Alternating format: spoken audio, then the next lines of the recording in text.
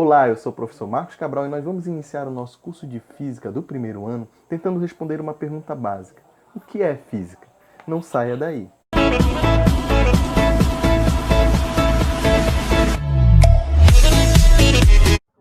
Então, meus caros alunos, vamos iniciar o nosso curso de Física propriamente dito, onde a primeira parte é a cinemática escalar. E o nosso capítulo 1 é Introdução à Física. Primeiramente, então, nós vamos falar sobre os tópicos que nós vamos abordar no capítulo 1 como um todo, onde o primeiro deles vai ser o que é a física. Ainda vamos ver isso na aula de hoje. O que é a física? Nós vamos falar aqui quais são alguns dos ramos estudados pela física e ter uma ideia da importância dela na sociedade. Depois nós vamos falar de sistemas de unidades. Vamos lembrar aqui nessa aula algumas dos sistemas de unidades que nós vimos lá no ensino fundamental e vamos também aprender o sistema internacional de unidades. Logo em seguida nós vamos falar sobre notação científica. Nós vamos entender aqui como escrever o número em notação científica e nós vamos perceber que é mais fácil de se trabalhar com números muito grandes e muito pequenos utilizando essa técnica. Aula 4, nós vamos falar um pouco sobre algarismos significativos. Nós vamos entender do que se trata e entender a relação deles com instrumentos de medidas. E, por fim, nós vamos falar sobre ordem de grandeza. Querendo ou não, no nosso dia a dia, nós já utilizamos a ordem de grandeza sem a gente saber. Aqui nós vamos ter o conhecimento técnico desse assunto. Então, meus caros alunos, chega de conversa. Vamos dar início à nossa parte 1, Cinemática Escalar, capítulo 1, Introdução à Física. A nossa aula de hoje é a aula 1.1, O que é a Física? Ao final da aula de hoje, você vai ter a capacidade de indicar diferentes ramos da física e identificar a aplicação da física no cotidiano. Então aí a gente se pergunta, o que é a física? A palavra física ela tem origem na palavra grega physis, que significa natureza. Já a ciência física é a ciência que estuda as leis que regem os fenômenos naturais suscetíveis de serem examinados pela observação, experimentação, procurando enquadrá-los em esquemas lógicos.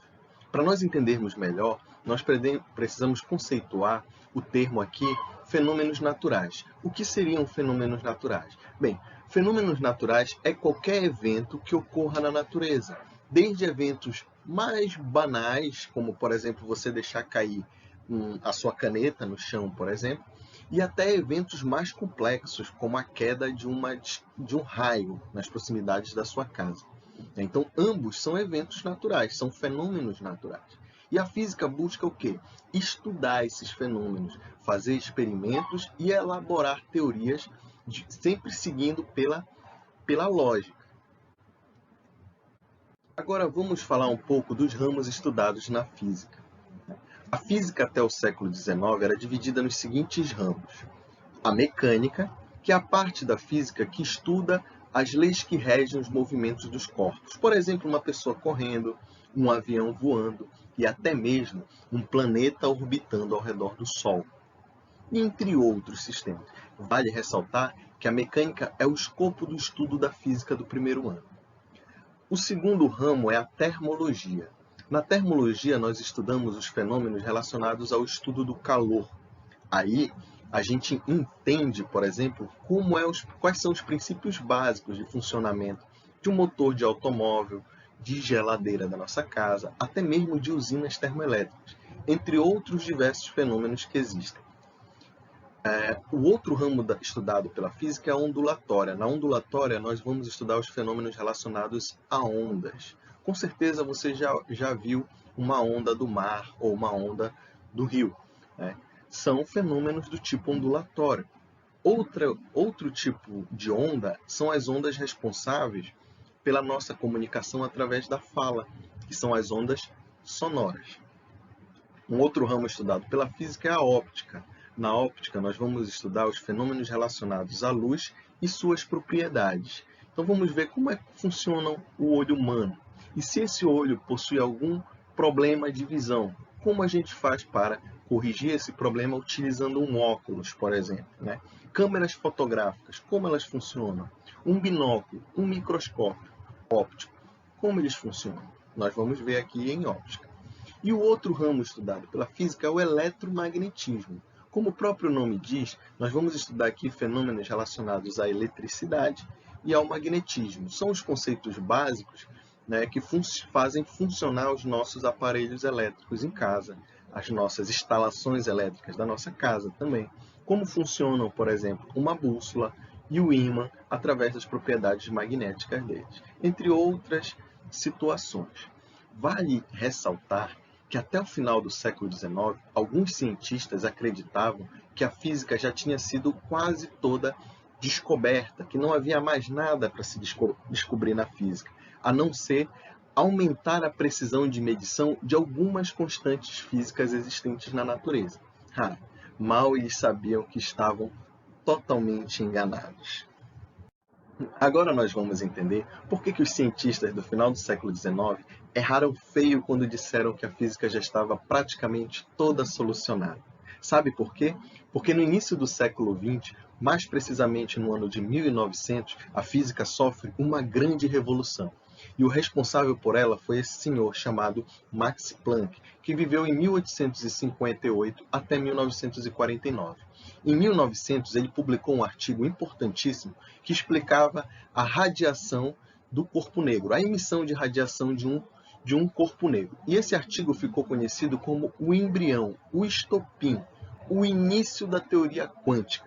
A teoria quântica é uma teoria que é estudada até hoje e busca explicar o movimento de partículas, a mecânica de partículas subatômicas, partículas menores que o tamanho de um átomo. E outro cientista muito importante para essa revolução da física foi esse daí que está na tela, que é o chamado Albert Einstein. Provavelmente você já viu algum desenho animado onde tem um cientista com cabelo branco e arrepiado. Provavelmente a inspiração para um cientista veio desta fotografia do Albert Einstein. Ele viveu de 1879 até 1955, mas em 1905 foi o ano em que ele publicou os artigos mais importantes de sua vida. E esse ano foi conhecido como o Ano Miraculoso de Einstein. Dentre esses artigos importantíssimos, um que ficou bastante conhecido foi a teoria da relatividade. Ela teve uma grande importância, pois ela veio para corrigir as equações newtonianas do movimento para corpos que viajam a velocidades altíssimas, próximas à velocidade da luz. Então vieram surgindo outros ramos da física. A física do início do século XX até os dias de hoje é baseada na mecânica quântica, que teve como origem os estudos de Max Planck, e a teoria da relatividade, que teve como origem, como pensador, criador da teoria, Albert Einstein. Essas duas teorias são a base para o surgimento de novos outros ramos da física, como a astrofísica, a física do estado sólido, a cosmologia e a física de partículas. Então, minha gente, nós podemos dividir a física agora em duas partes. A física clássica, que é a física estudada até o século XIX, e a física moderna, que é do século XX até os dias atuais. A física clássica, a física clássica ela é aplicada no mundo macroscópico, aquele que a gente pode ver, e a baixíssimas velocidades. Né? Já a física moderna não, ela trabalha mais no mundo microscópico e altíssimas velocidades. Mas por que a gente estuda mais no ensino médio a física clássica e não a física moderna? É que a física moderna é necessário nós termos um conhecimento matemático mais avançado, que a gente só estuda em cursos avançados de cálculo. Então, dentre as aplicações da física, nós temos inúmeras possibilidades, né? Mas eu destaquei algumas aqui para a gente comentar. Por exemplo, no entretenimento e na comunicação. Bem, no desenvolvimento de computadores mais velozes, menores e com resoluções de imagem muito melhores, transformando os jogos cada vez mais realistas. Celulares cada vez melhores, com maiores memórias e com mais funcionalidade também. Já na medicina, nós temos o desenvolvimento de novos tipos de exames, por exemplo, não invasivos, como, por exemplo, raio-x e tomografia computadorizada. Também nós temos a aplicação da física em novas fontes de energia, por exemplo, energia solar, energia eólica, energia nuclear. Então, tudo isso nós temos o envolvimento dos estudos das leis da física. Então, meus caros, nós chegamos no final da nossa aula e agora você tem a capacidade de compreender melhor o que é a física, alguns ramos estudados pela física e também o desenvolvimento da física no avanço tecnológico. E aqui nesse slide nós estamos apresentando as fontes bibliográficas para a elaboração dessa aula. Se você chegou até aqui, deixe seu like, compartilhe com seus amigos e inscreva-se no canal. Ah, e deixe nos comentários suas dúvidas e sugestões, mas lembre-se, sempre de maneira educada. Até mais!